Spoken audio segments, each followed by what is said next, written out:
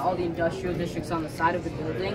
So all the residents of our city are really happy because they wake up to like shining fields and rivers and not like big old buildings. Weather machine controls the weather because we have 4 different seasons within our city. They're happening at the same time. So this releases hot air, cold air, all the seasons. So in autumn it's releasing, autumn air, maybe like 50 degrees.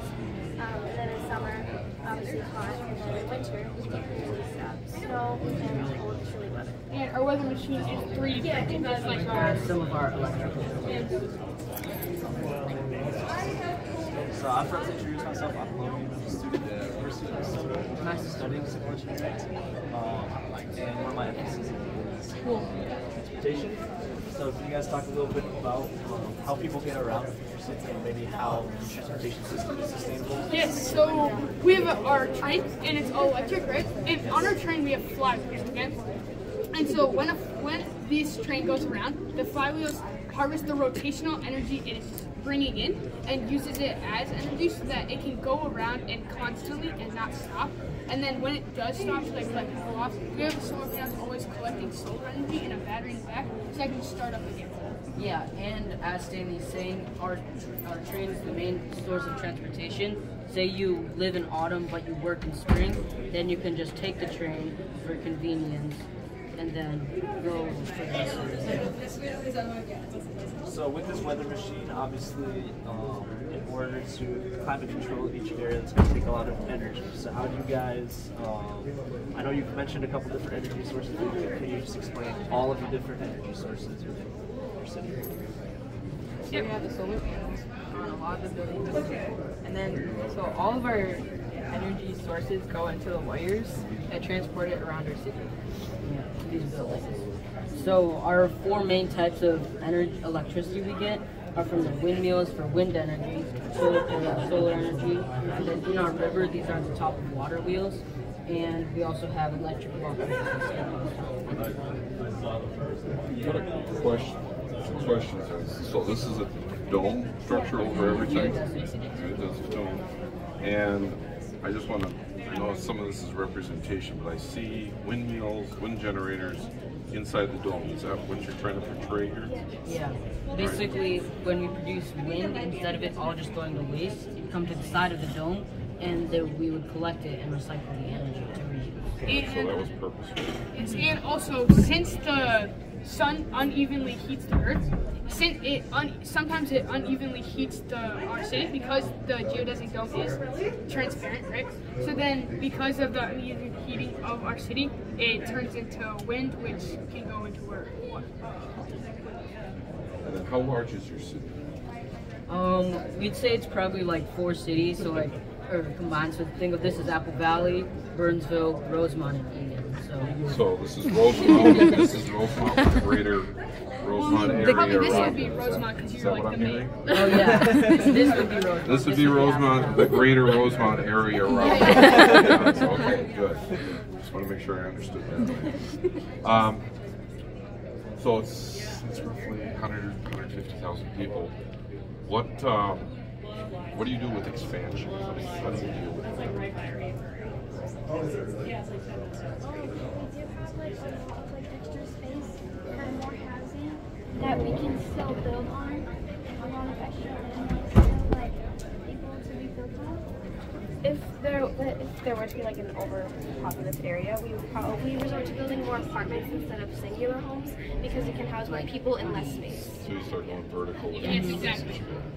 And then we're close to the airport, so how did you think about coming in and out of the building? I'm assuming I can't land in the airport. Well, the ways in and out are underneath our winter. Okay. So there's like open on this side for electrical buildings and for people to enter. Because we do not want all the stuff to be able to come right in here. So we have it underneath because this is being blocked off, right? So then they go out. There's not much like change in like air, right? And then people. One question I have is what you guys do with all the waste that is produced, and how do you get rid of that waste in a sustainable way, both water waste and also solid waste? For the garbage waste,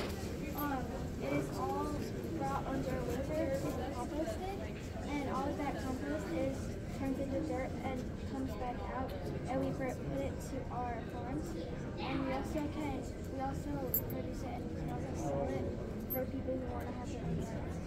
And for water use you were talking about, our river starts in winter and we use the energy, of course, with water wheels, but then it comes to like this reservoir water treatment facility so that we can use the energy of the movement and energy momentum and go underneath to our weather machine to start back the river. And this is also a water filtration system to drink, and as well as the waste, like solid waste, we can use that as fertilizer or compost, like Addie had said.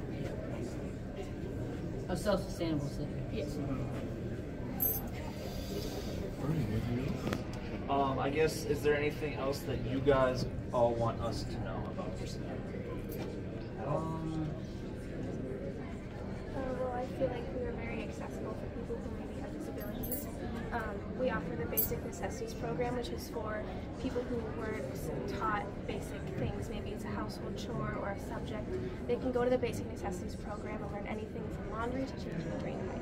So that is really beneficial for people who didn't have the best parental guidance. When they were younger, they can go there and learn any basic need they want, and it's free. And it's all provided by the government. So when you guys did this, talk a little bit about the process. So how did you decide on this? How did your group interact? How did you divide up the things that you did? Addie had taken over this beautiful poster board, right? Want to explain? Well, this is our layout. This is like when we first started building it. It's our population map, and it also kind of shows like where like the industrial and commercial and residential zones are going to be. This is just our city, like how we were going to like lay out most of it, and then that's like our weather, like a design of our weather machine, and then this is our walkways and kind of how they work. Yeah, and how we like designed it, or how we all use. Kate designed most of the buildings, as you can see. Miss Stanley and I worked on most of like the electricity parts, and then everybody else just worked on painting, and we all worked together. And this was probably one of the things that every single one of us worked on, because we tried to hot glue the straws, and that would burn the straws. Yeah. So it took like a really long time to be able to keep it sustainable and well. So you guys were able to figure it out. Yeah, we had to use the design process, because first it was too narrow, and then we made it bigger, but then it was too big, so we had to cut it down until we got it perfect. All right. Awesome. Well, that's all we have for you. Thank you guys for sharing your city with us, and good luck the rest of the day. Thank you. Good job, Thank you. electrician.